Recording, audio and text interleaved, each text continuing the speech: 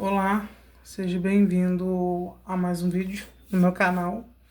Hoje a gente vai falar sobre a chama, a cozinha e a química.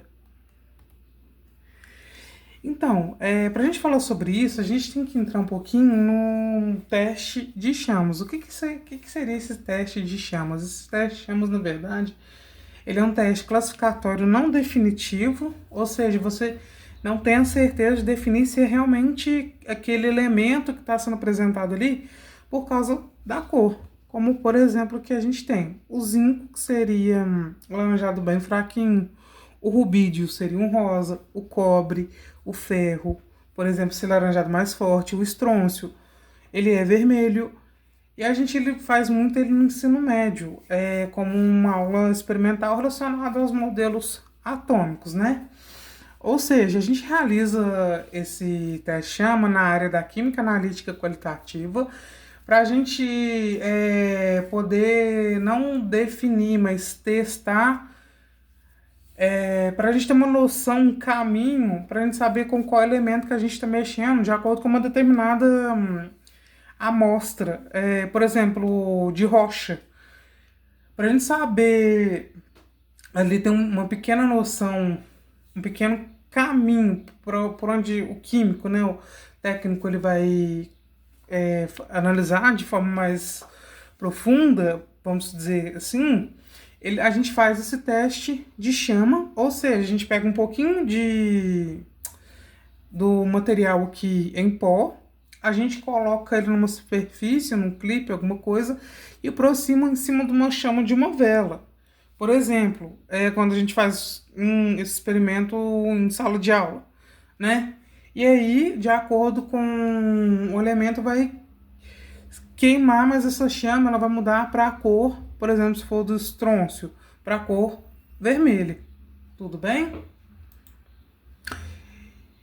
Mas qual que é a relação desse teste de chama com o gás de cozinha? O que eu quero trazer que seria esse o objetivo principal do vídeo, né?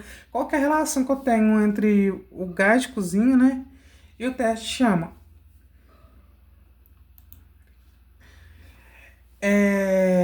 A relação justamente seria pela cor da chama, né? Como a gente acabou vendo aqui nesse último slide.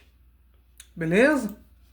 Ou seja, se o meu gás ele tá com uma coloração mais azulada, significa que ele ainda está em uma boa quantidade dentro da minha botija, né?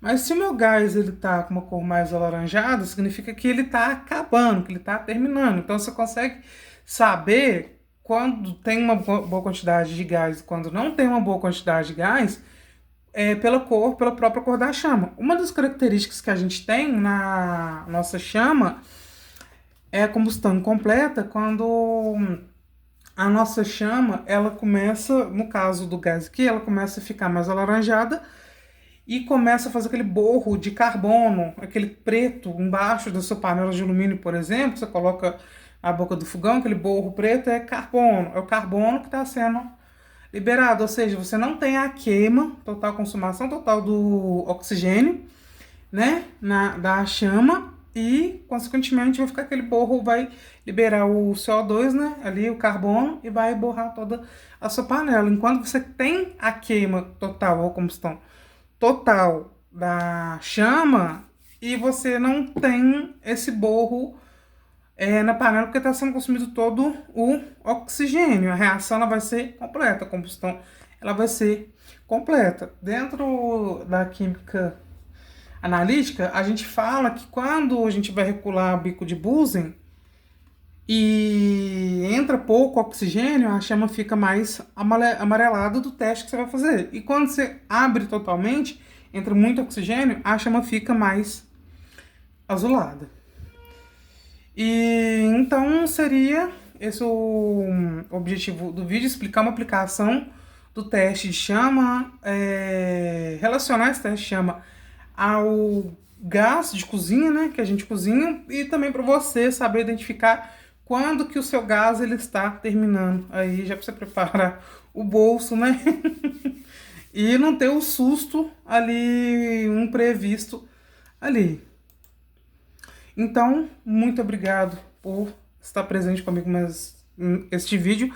Por favor, se inscreva e deixe o seu like. Até um próximo vídeo. Forte abraço. Tchau, tchau.